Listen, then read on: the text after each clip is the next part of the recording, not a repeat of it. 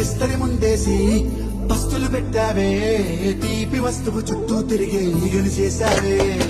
చీచి చేసి కేలేని మొగుడు కారండాయ్ గుయ్ గుయ్ గుయ్ గుయ్ అంటూ మీదికి రాకుండా గంపెడి పిల్లలతో ఇంటిని నింపావే సాపాదిండు సంసారాన్ని మేడెక్కించావే